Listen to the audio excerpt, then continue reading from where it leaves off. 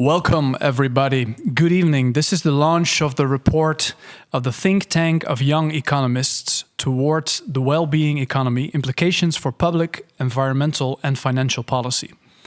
This report is a part of the larger project, the Future Markets Consultation towards a new market economy in Europe for future generations, led by Professor Govert Buijs and former Prime Minister of the Netherlands, Jan-Peter Balkenende, who will be joining us tonight as well.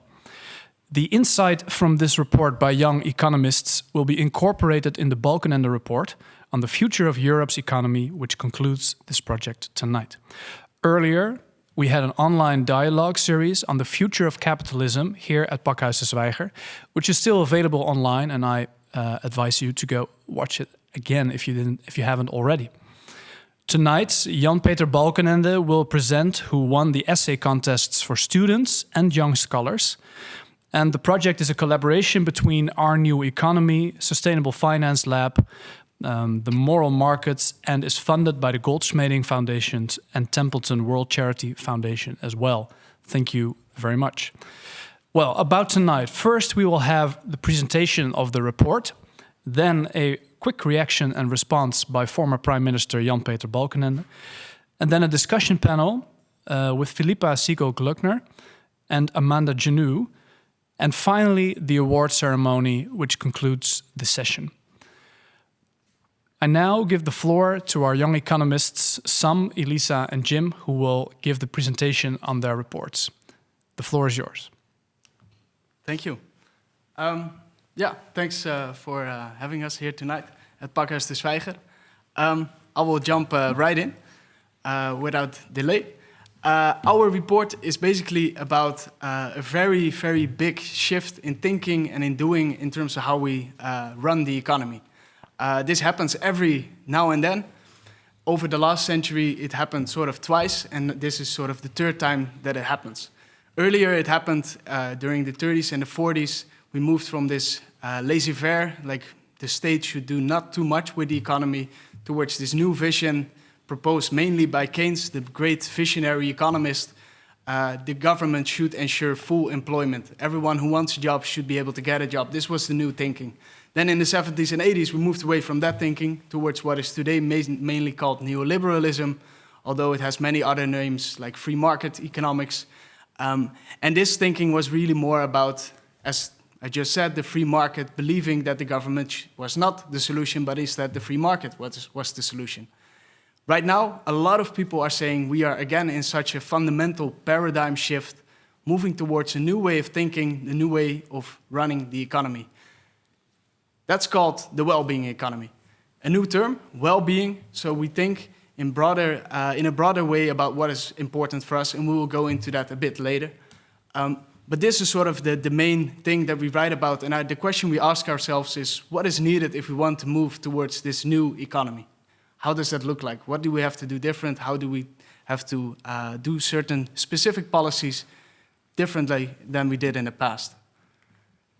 So who is talking about this? It's not just us. It's not just three young people who think they have found something new. It is actually a lot of really established institutions, organizations, corporations, think tanks that are saying we are going through this fundamental change. And the OECD, a fairly boring policy institute of basically the rich countries in the world that always try to think of how we can make our policies smarter, better.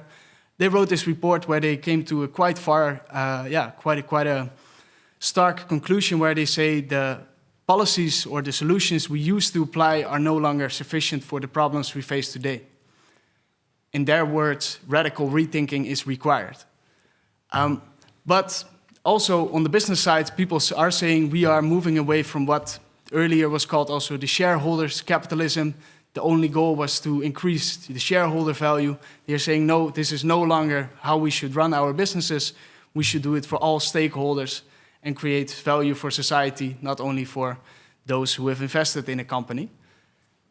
If they do it in practice, that's a matter for another night to debate. But there is also a group of governments forming that are saying we no longer focus on these old financial goals, we focus on broad well-being. And a Wellbeing Economy Alliance consisting of all these kind of organizations NGOs, and they are all pushing us to rethink how we run the economy. But what is it really? In our report, we break it down into two parts. The first part is a shift in ideas, thinking differently about the economy. And this is both on a more small and on a bigger scale. So in the big picture, if you look at one economy, let's say the Dutch economy, what is our goal? Is it GDP? Is it economic growth? Or is it well-being?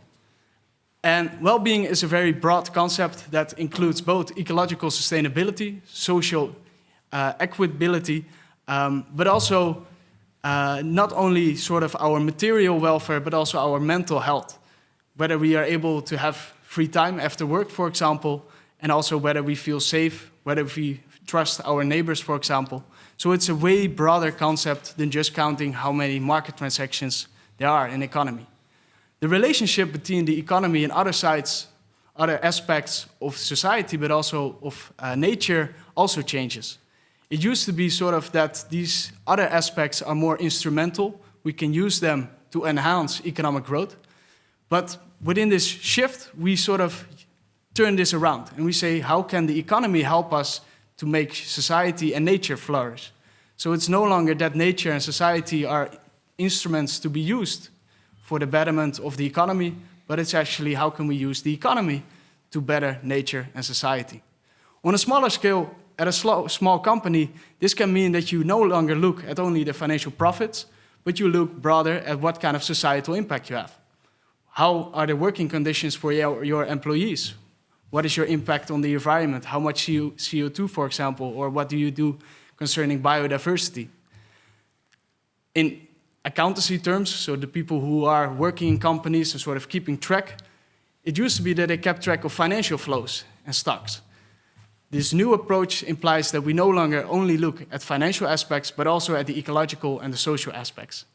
These both changes on the big side, going from GDP to well-being, and on the small side, going from profit or financial aspects to also including societal impact. Then, the other aspect of this change is a change in power. So not only changing ideas, not only thinking differently, but also making decisions differently and letting different people have a voice. This is also not a new idea because over the last years, there has been a lot of outcry and a lot of debate about how our political systems are functioning. More and more people are distrusting of the political institutions, and there seems to be quite a fundamental disbelief towards how our political decisions are made. And if you look at academic research, there is some ground towards not fully trusting how these outcomes come about. Research on decision-making in politics shows that if you look at different income groups, and you look whether middle or low income groups, if they, for example, want the minimum wage to be risen, whether it happens or not. But also on a completely different policy aspect, whether we should go to war in Iraq, do we want that, yes or no?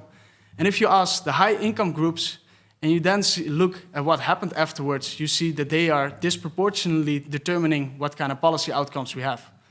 So you see a stark political inequality in our systems, even though we are, of course, having political, democratic, representative institutions. So this shouldn't be the case. They should be democratic, translating the policy preferences of different income groups. But unfortunately, our systems do not seem to be able to translate this in a proper manner. One idea to improve this process, to make it more democratic, but at the same time also make it very much expert-based, so that you can have a good deliberation, a good thinking process, have a good discussion with each other on what is smart, but also what is good for everyone, or at least tries to take serious the different stakeholders in the process, are citizen assemblies. This idea is basically getting a random group of citizens together, select them and let them talk with experts, with stakeholders, with each other. What is the matter with this specific problem and how can we best solve it? Not a new idea, it has existed for a long, long time, but recently it has gaining more attraction. Here on the photo we see demonstrations of the Yellow Vest in France. Of course, very much an example of political distrust and anger. And one way that Macron, on the other picture you see him, tried to tackle this problem was to actually start citizen assemblies to make better policy on climate. Of course, the demonstration started with a policy that was not thought through very well because he didn't think as much about how the impact on extra taxes on fossil fuels would have an impact on people living in rural areas who are very dependent on their cars. In the citizen assemblies, these people are also represented themselves. They have a voice on this panel, and together with people from all over the country, they've come up with a long list of policy proposals which now have been largely passed, which can count on a broad democratic support, but at the same time are based on science and are able to get these goals done. This is one example on climate, but I think, or our proposal is to do this on more policy areas. Again, not only on the big level, but also on the small level, you can enhance democratic representation. So also in small or in firms, and I would say not small firms, but especially bigger firms, you can let the different stakeholders be represented in the decisions, in the boards. So that is employees, but also, of course, the local neighborhood, and also, for example, other participants who are affected by the operations of a company, and let them have a say in the process. It could also be done via a completely different setup, for example, by corporate social audit, where every 4 or 5 years you let a group, could be basically a random sample of citizens, could also be some experts who assess what the impact of this company is on society, and let them have either a fine or actually a reward based on this. Many ways to do this, but the point is we should really include more people in our decision-making processes, because otherwise it's not fair, but also we just make less smart policy or company decisions. That's enough about sort of the broad policy shift. I will be talking a bit more, but don't worry, in another 5 minutes you will be done with me. I will hand over the word to Elisa to talk more about the environmental policy, and after that Jim will talk more about financial policy, but first I'm going to talk for 5 minutes about the public sector. The public sector, so what's the issue? And the issue or the problem is actually that we see the government as the problem. Famously, of course, Ronald Reagan was a proponent saying the government is not the solution to our problem, government is the problem. A very good political slogan, and perhaps slogans are good because they are simple, but if we take simple statements like this too seriously, we also make policy too simplistically, because the world, of course, is not black and white. As the slogan sort of implies, is that government is always bad. And the other aspect of the story is that the free market or companies are always good. It would be a nice fairy tale, but that's not the real world. The real world is way more gray. So government can be good, but can also be bad. Companies and the free market can be good, but can also be bad. On both sides, there can be productivity, there can be innovation, there can be as well bureaucracy, inefficiency. Both of them can really be a source for good, but also a source for bad. Over the last decades, with this thinking, we have been more and more hoping that the market and companies would bring us everything. And the government, we have been very pessimistic. And because of that, we thought it would be best to shrink it and let it do as least as possible. This has created a lot of societal problems. And for that reason, also with Corona right now, it has become very clear how important the state actually is, and that we should really appreciate this and invest again to make this state really efficient, make it innovate, make sure it supports and invests in all of us. In 4 specific ways. So first, I'm going to talk about privatization and marketization, then about the workers who work for this for the public sector, and lastly, but very shortly, because there will be an event coming up in 2 weeks, about the welfare state. So firstly, about privatization and marketization. So as I just said, there was really a lot of hope that if you would privatize, for example, healthcare, but also other aspects of the public sector, that this would all of a sudden make the sector way more efficient. Unfortunately, this has not really been the case. Here on this quite ugly, but I think very illustrative and informative image, you can sort of see how that works out. First, to start all the way I would say it's, well, let's start at the US. It's sort of the only case where the entire health system is both privately provided, but also privately funded. So there are voluntary insurances, there are through companies, but it's not a public system. As you can see, it's very expensive. Not on this graph, but also in a lot of research, the health outcomes are not good. Compared to other countries, they are not performing very well on the outcome, and it is way more expensive. So it seems that having private funding of your healthcare system is not a recipe for a great end result. Then, if you look at the provision, so who provides the care, whether it's private hospitals or public hospitals, for example, it's a bit less of a big difference. If you look at hospitals themselves, you see that in a lot of research, they find that the public hospitals normally perform best. Private but non-profit hospitals then perform quite okay as well. And last, for-profit private hospitals perform worse. But if you look at more state systems, who does the provision? Here you see that the Bismarck system, which is sort of a mix, a bit private and a bit public, is a bit more expensive than the Beveridge, which is all public, but there is not a huge difference between the two. There are a bit more longer waiting lists on the Beveridge system, so you could say you pay a bit more for a shorter waiting list, but that's all nuances. So what should we do? Well, fairly simple, we should not privatize everything. And we should come back to these decisions where we haven't done it, and where it didn't work, we should reverse it and make sure that the system works again. I will go a bit quicker from now on because I'm already taking too much time. One really, really important aspect of the public sector is the people who work there, because it's not just a system, it's actual people who work every day. And these people, through their work, provide and create value. Often we think about taxes and the government as people in the private sector earn money, they create value, then we take that money away from taxes and then we spend it on healthcare and education. As if people working in these sectors don't create value themselves. And that's the greatest myth, I would say, over the last decades. Because actually, if you can see here, for example, the hospital cleaner creates a lot of social value with their work, which they are not being rewarded for. Here, the New Economics Foundation estimated that for every pound a healthcare cleaner earns 10 extra in social value are created. On the other side, there are a lot of people with high incomes. Here the example is given of an advertising executive. They actually destroy value, but they earn a lot. David Graeber made a very provocative statement saying, actually, the more valuable your work is to society, the less you will be paid for it. How can this happen? In jargon, we talk about externalities, things that are not incorporated in the price. So if I, for example,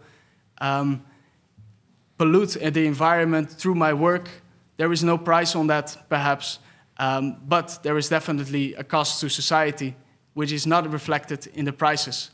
That kind of issues really arise, and to tackle that, we should really pay the public sector workers, like these hospital cleaners, better to reflect their wages also in how they contribute to society. And last, very shortly, we will in 2 weeks go in more detail about how we should renew the welfare state. So how do we ensure the well-being of all of our citizens? And there are many new ideas becoming very popular also over the last year especially. Should we go for basic income? Should we go for basic jobs? Or should we extend basic services like healthcare? How should we do it? I'm gonna say or propose that we should think about smart combinations and not go for one solution, because probably that's too simplistic and will not solve all our problems.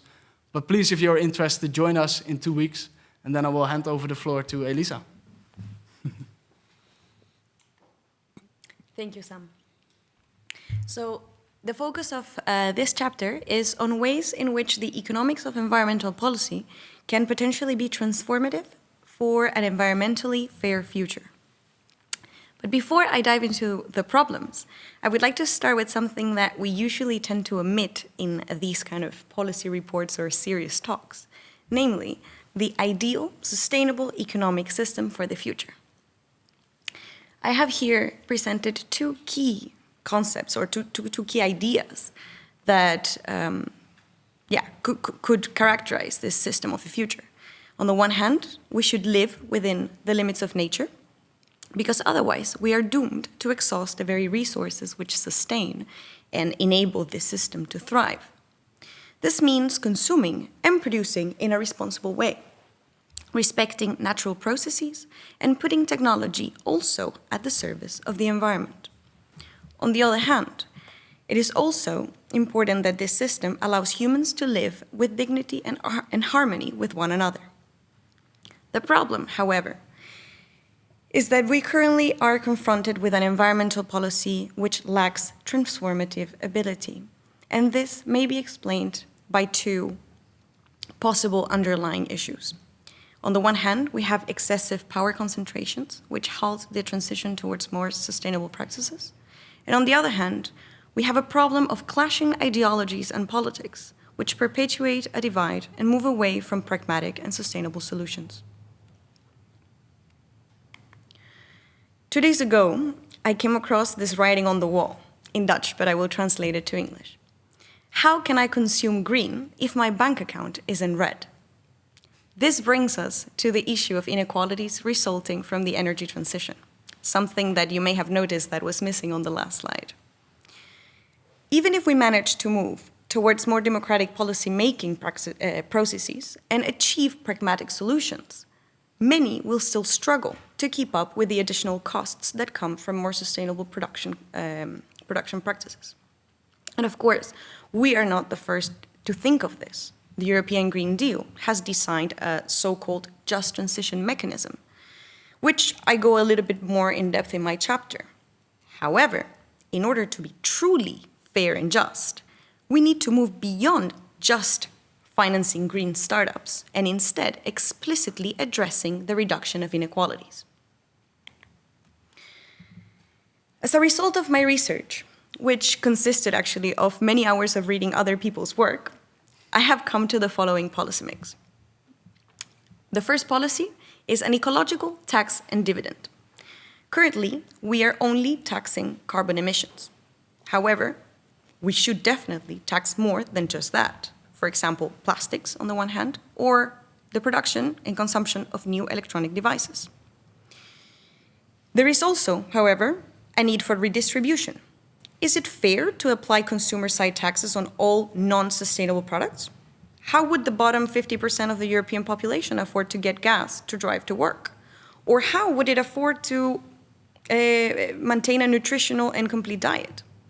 The solution then is to create a dividend, which is then financed by the ecological tax, and additionally then is redistributed to the population, prioritizing, of course, those at the bottom of the income ladder. The next policy is mission-oriented industrial policy and guidance.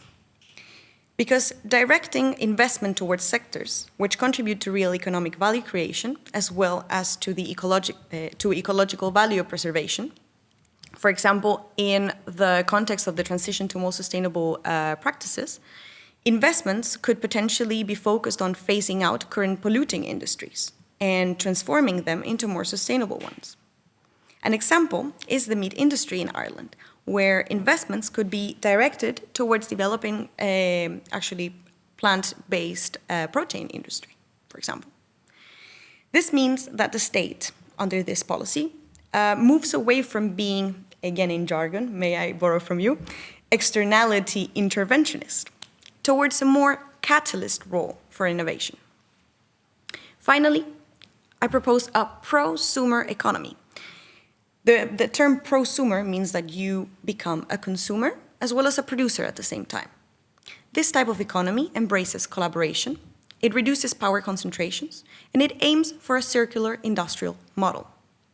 Examples of this include, for instance, the home-based production of energy through solar panels or heat pumps, as well as, many of you maybe think this is a crazy idea, but also 3D printing from plastics, from which you can not only use in your own house, but you can also sell and generate some income.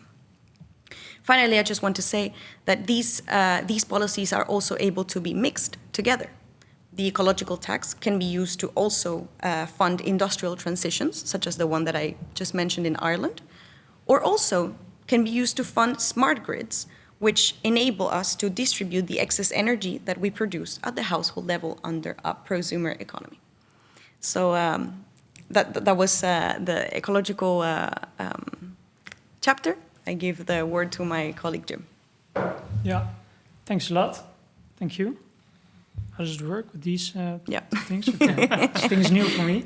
It's going to be quite a challenge to summarize the complete financial system in a couple 5 minutes. But I will do my best. I will start with the slide of myself, of course. The ideal situation in our opinion. We think that in an ideal situation, the complete financial system will support the general transition towards a well-being economy. In this situation, money will be a means to an end instead of a goal in itself. And obviously, part of the first point, the financial sector supports and is facilitating and serves the real economy instead of the other way around. Then we go to the main problems that we see today. In contrast to the ideal situation, we see a financial system now that's too big. It has a negative dominant and decoupling function to the real economy. And unfortunately, it has become a goal in itself instead of a means to an end. The real economy in this way is too dependent upon the financial sector. And lastly, the financialization of our economy and of the way of thinking is problematic too, because we tend to look after financial goals instead of ecological and social goals. Then we go to the... Yeah. So I think there are 3 main sub-problems related to these main problems. First of all, the financial system enables wealth and power accumulation to occur in our society. The way it works like that is also pointed out by Piketty, that money, with money you can make a lot of more money than you do via labor. And we see an increasingly part of privately newly created money towards non-productive means. And with non-productive, I mean the to buy financial assets or real estate, which even leads to higher prices and even more inequality in our society. And with the COVID crisis, a lot of publicly created money via quantitative easing is being used to fuel indirectly the financial sector and big businesses as well, instead of fragile parts of our economy like the health sector. Secondly, the financial sector is dominating the real economy, like I said before.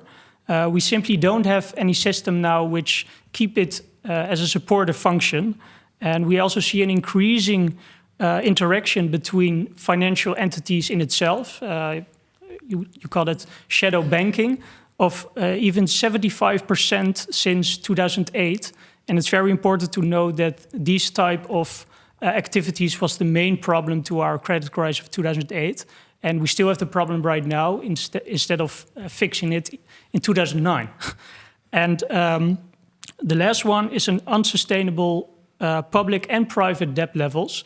If we look to the public debt levels, we see that now 80 countries are asking for financial support at the IMF. And the private debt levels are even more problematic because research has shown that if these levels exceed a range of 88% to 100% of GDP, it has a negative impact on our economy. And all the members of the OECD exceed this limit. Within this privately debt, the non-productive privately debt is the biggest issue, like I pointed out earlier. So a lot of problems, but there are solutions too. I think the main point that we need to do now is that we move from a transition towards a function to a well-being economy, where we have a financial system that supports this aim. We have a guidance function towards production and innovation, and it can be seen like a catalyst of social and ecological development, which is desirable. Like you see in a donut economy, where you have a minimum social floor and a maximum amount of ecological, how do you say that? Destruction, as you may say. So the first point I want to make is about money creation. I think it's a very important one within the solution. Currently, most of the part is privately created with a profit maximization function. And it's important to say that newly created money only is at the height of the principle itself and not the interest that you have to pay upon it. So this part of the loan has to be paid with existing money in the system or newly created money. So it implies a continuous growth, which is not favorable in a world with finite resources. After World War II, you had a private money of about 50%, and now it's way higher. So we think that it's better to have a publicly controlled money creation function where you have interest-free and debt-free money, and the amount of money creation is related to a desirable inflation rate for approximately 2%. Of course, there's a risk involved with money creation, but we also have the risk with money creation privately owned. But we think that you have two versions of publicly created money. First of all, you have publicly created money by the government towards the common good in order to fulfill the needs for everyone and to repair the ecological destruction we have done. And secondly, you can create money and distribute it via the private markets where creditors and debtors can meet via the regular banks. The second point is related to the debt jubilee. As I said before, there are very high levels of debt. We think we can solve that via a bad bank and redefine the relationship between creditors and debtors. Lastly, the final last point, I have to close, I think. More diversification within the financial sector, because now you have a small set of large banks who have a lot of power, and we think a larger amount of small banks will be better to limit the power concentration you see right now. And it's also good to have a public infrastructure to pay and save money. The last point is to regulate products, complex financial products, because we have to think about what's the added value for each financial product we do. And I think I have to close my session now, otherwise we get some time issues. Some timing issues. Thank you, Jim. So thank you very much. Thank you, Elisa and Sam as well for these remarkable points. Now let's continue with a response by the former Prime Minister of the Netherlands, Jan-Peter Balkenende, who has joined us here at our table tonight. Yeah, thanks. It's great to be here. And let me start by expressing my gratitude for you. I admire you. You've been working very hard, some, Elisa and Jim. And what you have described and what you're analyzing is, I think, key at the moment. I will come back to it in a minute. But I also want to mention the Young Economists think tank, and that's connected with Moral Markets Project, the Sustainable Finance Lab, our New Economy, Surie, and the sponsors, the Templeton Foundation and Goldsmith Foundation. I think I should mention them. I have the conviction that your report, your analysis, your recommendations are really timely. Everything is changing at the moment. I think there's a great global agenda, the Sustainable Development Goals, climate change, the circular economy, combating inequality. You can feel it everywhere. Last week I had a discussion with people in Singapore. There was a worldwide discussion about climate action. 2 weeks before that in Japan about the circular economy. You can see it everywhere. So I think the time is changing, and that's good. The good thing of your work is that you lay connection between the concept of the economy and the democratic issues. And you should connect them. And I think it's always a matter of being able to have a more holistic and integrated view. And that's what you try to do. And the fact that we have to discuss now the issue of which type of economy do we want is really key. I really enjoyed the whole discussion we had on the future of capitalism, the beautiful debates. We have an essay contest, and your work is part of that broader the pattern of contributions to the report we will write. I also would like to mention Professor Govert Buijs is now in the background, but he's doing a great job. What you have described and what you've been analyzing is really key. The economy and the democracy, and we have to rethink everything. I think that's true. The problem now is we have so many good signals, agendas, statements. That's not the point. The question is, how can we really make progress?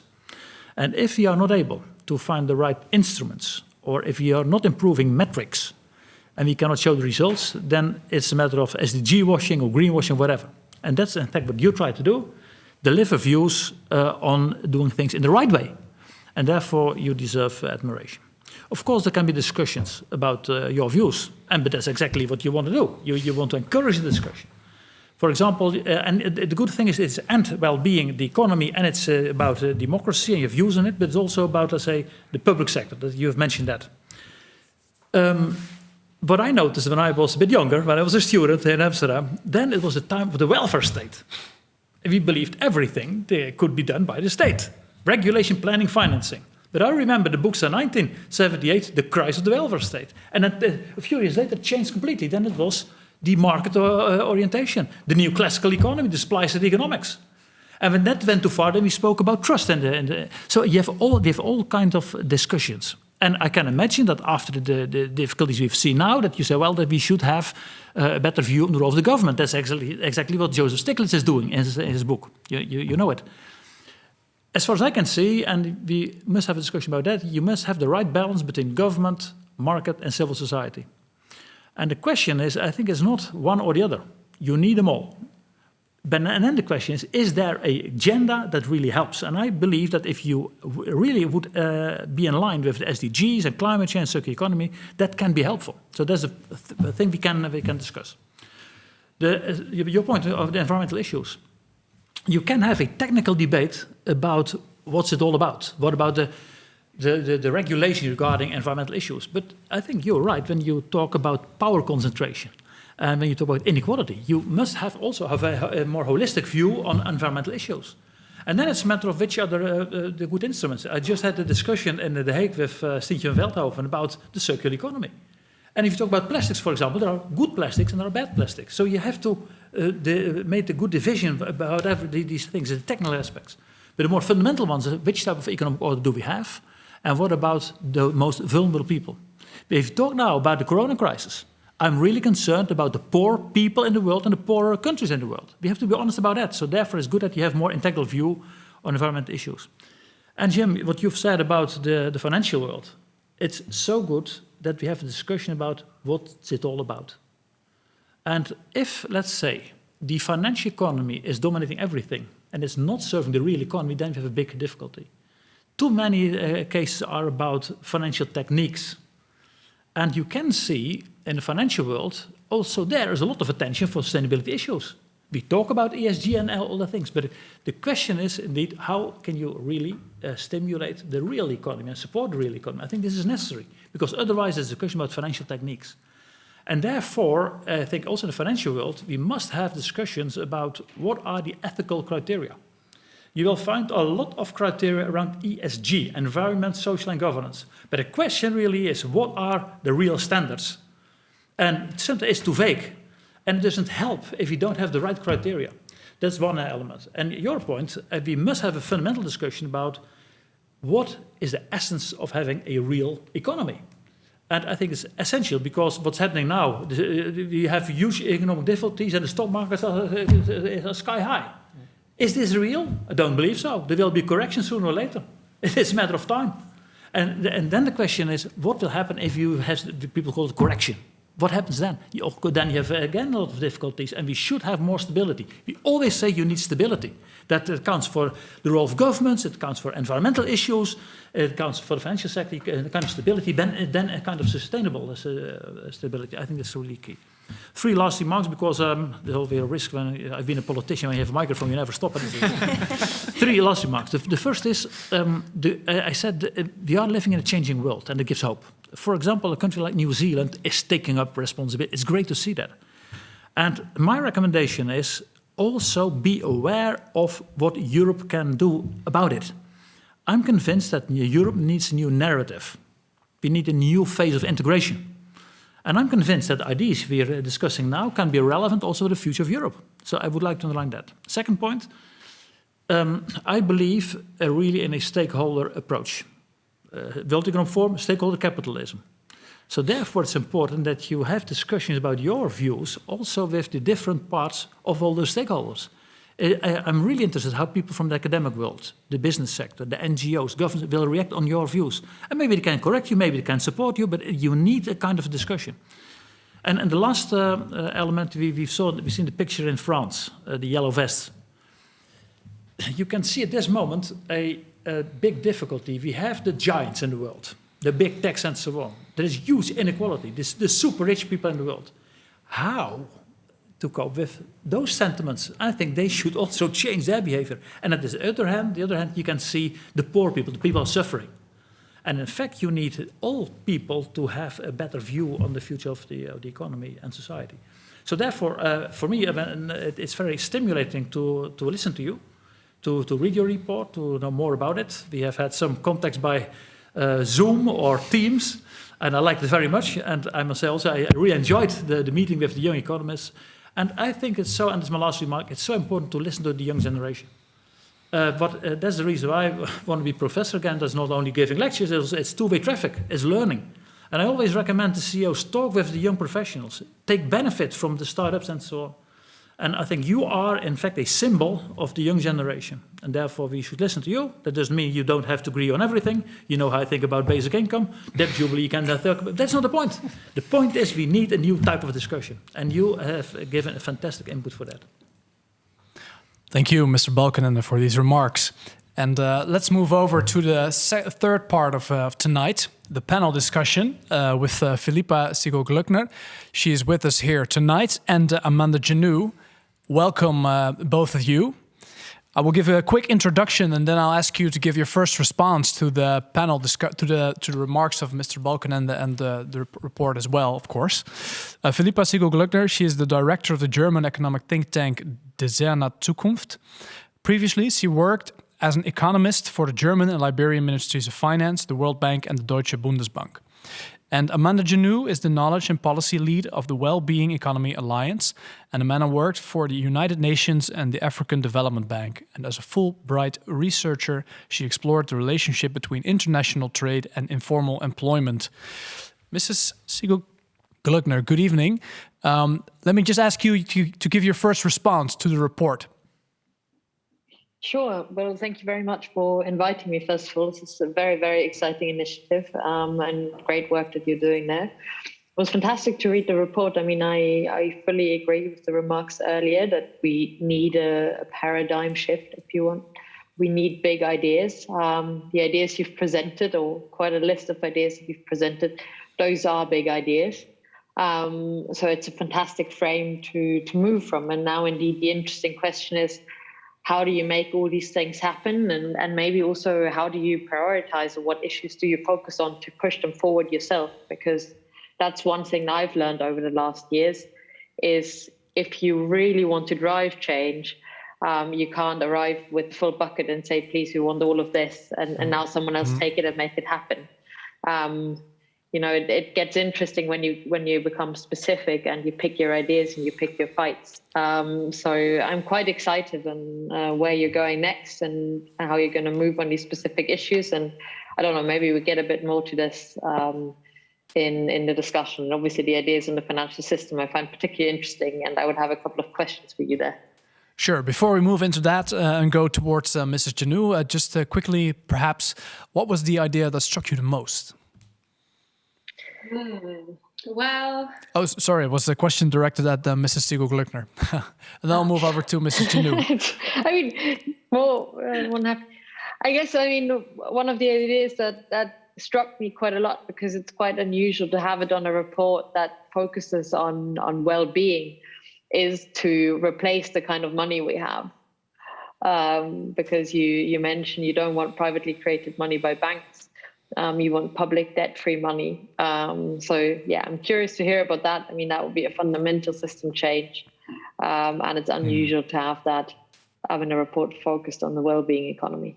All right. Well, maybe we can get into that later on. Mrs. Janu, your first response, please, to the report. Sure. Well, yeah, just first of all, huge congratulations to you all.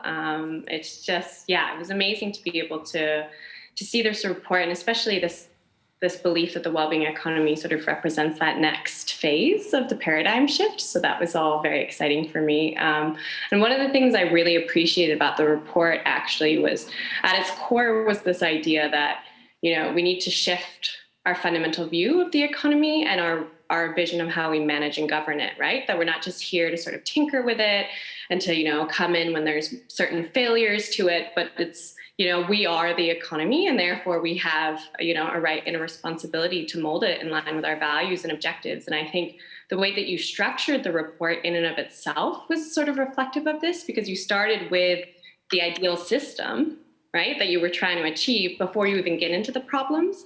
And that's a pretty huge shift, because we still very much tend to start with problems and then think about what policies or interventions are needed in that. But that maintains us within a certain sort of neoliberal framework of just, coming in when that certain sort of tinkering shift is needed. But really enjoyed it a lot. I think for me also the major core tenet here was around the centrality and the importance that was placed on power and democratic governance. I think that that's so huge. Power is not discussed enough. And I think you're recognizing the very deep desire and need for greater citizen participation in agenda setting and policy design, and that's really the mechanisms by which we're going to be able to build a well-being economy.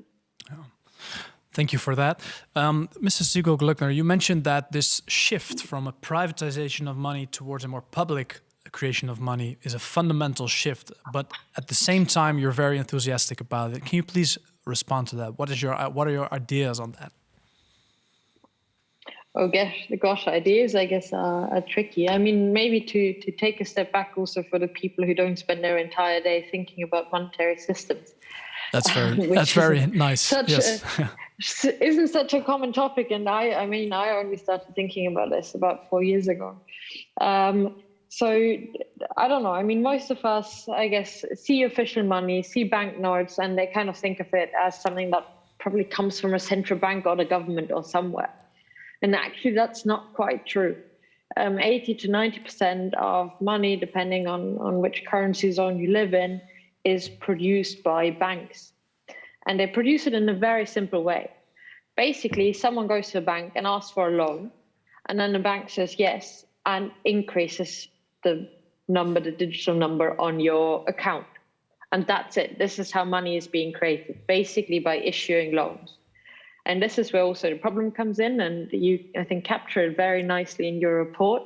A lot of this money that's being created, a lot of the financial system doesn't go into productive use, so not into investment for, an interesting new company or into the green economy, but goes into existing assets.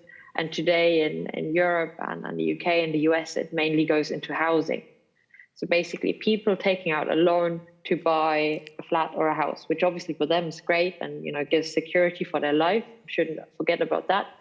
But it just doesn't do much good for the economy. It's not very productive. And if it gets into speculation, people are buying these houses as financial assets, not even to live in, and they get more and more expensive. Mm-hmm. That's not really what money creation is for. So I'm quite excited about your idea to put it kind of in different use. But then I would be quite curious to hear about your ideas, if that's possible, a little bit of what you were thinking about this, how this could be done. Well, Jim, I'm looking at you. You're the finance part of tonight. Do you care to give a comment right now on what your ideas are? Yeah, of course. Well, my idea with the money creation is to put it in public hands again. So the whole idea of the amount of money is just a tool in the society. And when the economy is growing, you need a little bit more money. And if it's declining, you need a little bit less money. But I think the main problem now is that due to the interest fee, it's not possible to pay back all of the debt. And that's why you have the need for continuous growth. And that's a huge problem. So I think if you don't have the interest fee anymore, and it's debt free. So you just put it in circulation and let it do its own thing. That will be a huge difference. But obviously there are huge risks with that involved as well, because I think money creation probably is the most. It's the best tool to get power.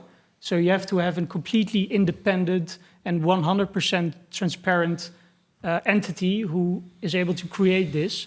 And when it's going the wrong way and you have too much money creation, you have to steer it back in the good way, because otherwise you have hyperinflation, like you have seen in Zimbabwe, for example. Mrs. Gluckner, your response to Jim. I mean, very, very interesting, and I tend to agree that public institutions, public banks maybe should play a bigger role. But you said it, money is concentration of power, and then it's also quite tricky. I guess if we look at how China has developed, I think it's been very, very clever, the regime, at leaving a lot of the official rules and replacing it with control of the credit system. Which, I mean, you can also say has been quite advantageous for growing some sectors of the economy. But, you know, how do you make sure this isn't too much of control in one hand? And when you then make it independent, who is that independence? And if we have certain societal goals, and I think Amanda can probably say more about this, what wellbeing economy requires, what decarbonization requires, you know, do you want that institution to be independent, and according to what criteria should they then decide where to put the money? So I think this goes to the heart of actually the power question, the question of where do you want our economy to go, and what levers do we use in order to direct that? The final question, how could this lead toward an economy of well-being? I mean, if you ask me, I guess this could definitely lead to an economy of more well-being, because by having at least a little bit of publicly directed money supply, and to be honest, I mean, I don't know about the Netherlands, but Germany already has a very big state-run bank. You can fund investments that, you know, have societal worth, that give credit to worthwhile projects that maybe wouldn't get funding otherwise. So you can start in that direction, but I also don't think it's everything. You need a lot more elements. Yes, thank you very much, Mrs. Janu. Let's move over to you for the second part. Mr. Balkenende mentioned that everything is changing at the moment right now, and that this report is very well timed because everything is moving right now. Do you agree with that, and how does that relate to your initial response to the report? Yeah, absolutely. I mean, I do think that things are transforming. I do think we're in a moment where we're in that painful period where you're opening up to a paradigm shift, where you're questioning so much of the established authority and truths and your own purpose and identity even. And all of that is a really painful process, but it's necessary, and it precedes big paradigm shifts. Now, what new paradigm, fills this is still yet to say, right? And so, like, we're obviously very hopeful. And to me, this kind of report makes me very hopeful that the wellbeing economy will be the kind of shift that we see coming out of that. I think one of the challenges is that we still think a lot about economies within nation states, when in reality we have a global economic system which is really binding us all together. So I think we also need to sort of think about what that means in terms of the mechanisms by which we do influence the economy at all various levels, and how we can maintain truly democratic mechanisms for influence whilst also reaping the benefits of being connected as one world and one humanity. And so, having this report come out, totally independent of the Wellbeing Economy Alliance, to me, right, is a really great sign. It's been quite remarkable, actually, because we're not super precious about the term wellbeing economy, but the fact that it's resonating, that they're just putting a word like well-being next to the term economy really starts to make people question what the point of this whole mechanism is, and that there must be a bigger point than just the reproduction of itself, and the reproduction of money for the sake of money, I think is all very promising. And so we're seeing policymakers, I think, at all levels really starting to want to explore new systems of governance, new systems of economic management. I think for me, one of the core really interesting mechanisms that you've outlined in terms of policy is the sort of industrial policy, right? Like this much more strategic selection of the kind of economic activities that you want to foster and why. And so I think that's a big part of this shift, moving from this market enabling horizontal approach to a more interventionalist in specific areas. And so all of that I think is coming right now a lot. And we'll see how it goes. What do you think could be the role of Europe in all of this? Well, I mean, I think that Europe can play a huge role in this, right? I think, Europe and the United States or North America, and, we've sort of defined in some ways what development means. And I think the Wellbeing Economy movement is fundamentally questioning a lot of what development means and how we actually assess development.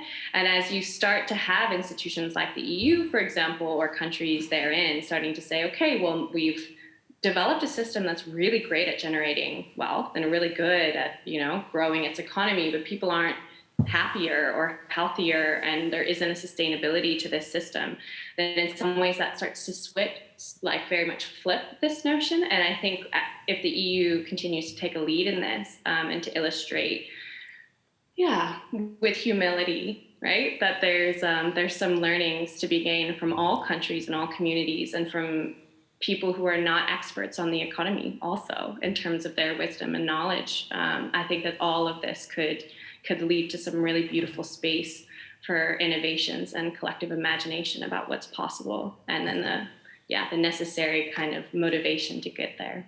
Yeah. Sam, I see you nodding your head you agree with everything that Mrs. Janu is saying right now?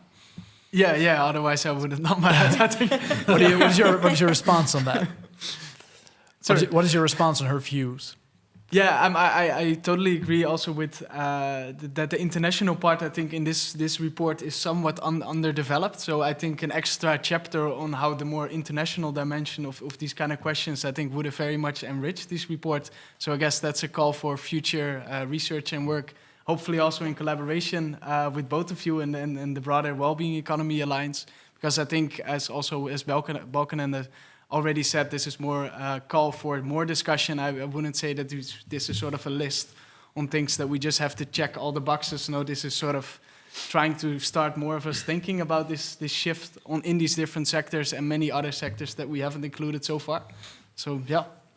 Well, that's a very beautiful invitation already for the both of you to join Sam, Elisa, and Jim in their future consultations on moving towards a well-being economy.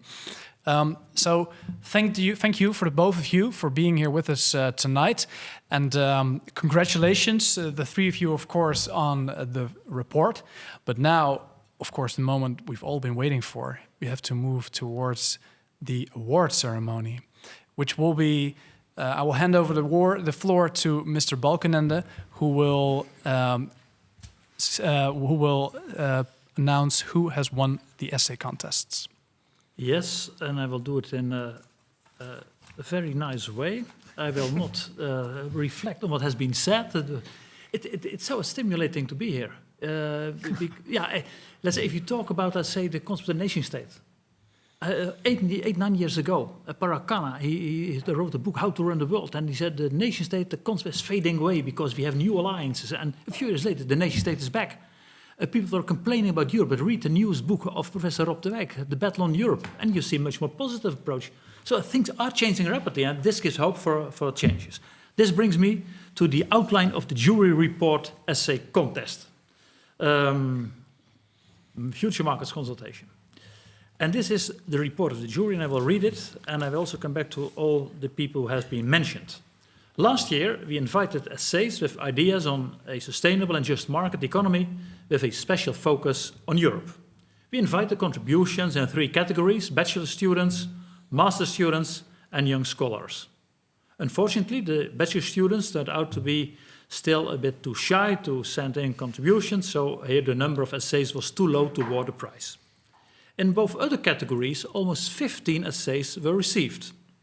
First of all, the jury would like to cordially thank all the contributors for their efforts to think, to do research, to write, and above all, to inspire us with their stimulating contributions. The essays provide great input for our final consultation report, which we will publish later this year. We would have liked to officially hand out a check to the winners, but given the circumstances, we have to limit ourselves to announcing the names of the winners in absence. And of course, the prize will be transferred later on. Then the first category, the master students. In the category of master students, the jury has nominated the following essays in alphabetical order of last name of the author. Luca Blankenvoort, Wageningen University, the Netherlands. Mark Beckman, Vienna University of Economics and Business, Austria. Camilla Posada, Wageningen University from Colombia. Michiel van Veluwen, Utrecht University, the Netherlands. Martijn de Vries, Free University Amsterdam, the Netherlands. We will briefly share the topic of the essay and the findings of the jury with you before announcing the winner. First, Luca Bredevoort wrote an essay titled Circular Economy and Degrowth for Environmental Sustainability, a strong, passionate plea for a degrowth strategy for our economies. The essay of Mark Beckman is titled The Democratizing Potential of a Digital Europe.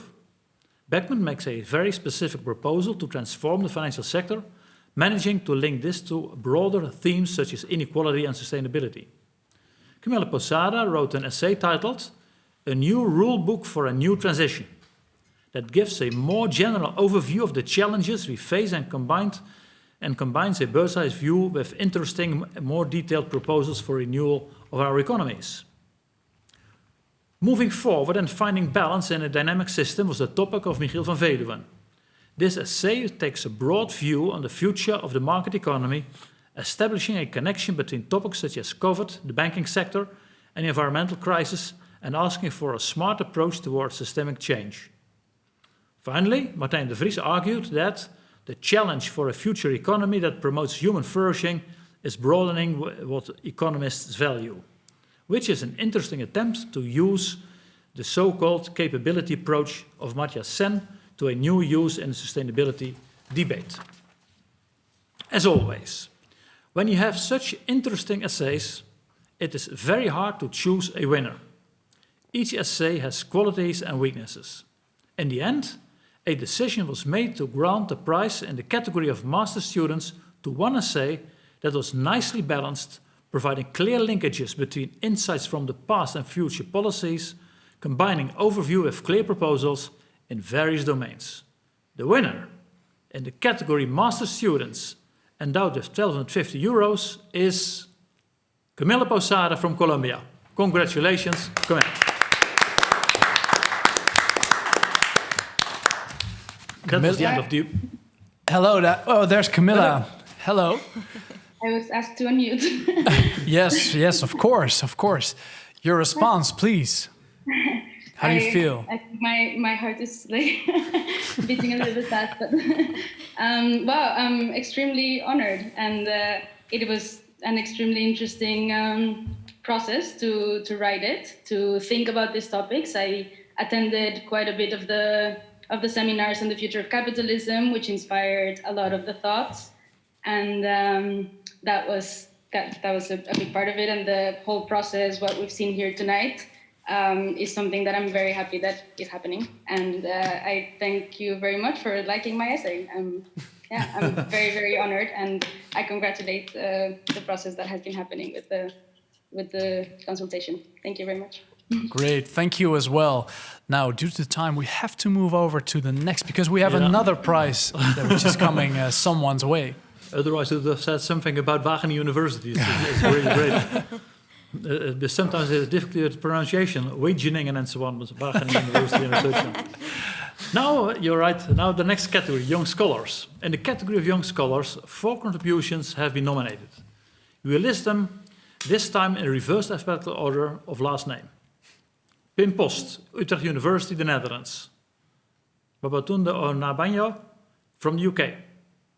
Malte Hendricks from University of Michigan, USA. Fausto Corvino from University of Turin, Italy. Let me also briefly introduce their essays before announcing the winner. Pim Post wrote an essay titled Rethinking Our Rights to Resources, a wretched plea to rethink how we deal with wealth distribution within planetary boundaries. The question that Babatunde Onabanjo asks is, in his well-informed essay, is whether it is time to rethink quotas as a way to realize equal opportunities on the labor market for different groups. Malte Hendricks wrote an essay titled Laissez-concurrencer, which makes a strong case for better markets rather than abandoning markets as a solution to the challenges of sustainability and inequality. Finally, Fausto Corvino wrote a paper with the title A Fair Allocation of the Costs of Precarious Employment, a Proposal for Europe. It is a highly original essay that tackles an urgent societal challenge, that of the uncertainty that comes with deflexibilization. Although the jury highly appreciated all these 4 essays, there was a clear winner that stood out from the rest. We applaud this essay for the originality as well as the quality, which were considered both outstanding. The essay comes up with 2 different yet complementary proposals, namely 1, to loosen the guarantees protecting real estate and financial rent, and 2, a peer-to-peer evaluation system for precarious workers. It is a well-written and well-argued and keeps the reader interested all the way through. The winner in the category Young Scholars endowed with €1,750 is Fausto Corvino from Italy. Congratulations, Fausto. Thank you very much. Thank you very much. I'm really honored to be awarded this prize. Actually, this is also a kind of autobiographical paper, being myself a precarious worker. And actually, many people tend to confuse the situation of poverty with precariousness. So I'm particularly happy to have proposed an argument about the injustice of precariousness. So thank you very much. And I'm really, really honored. Thank you, Fausto, for your response. And congratulations on winning the essay as well. Thank you. Thank you very much. Good luck.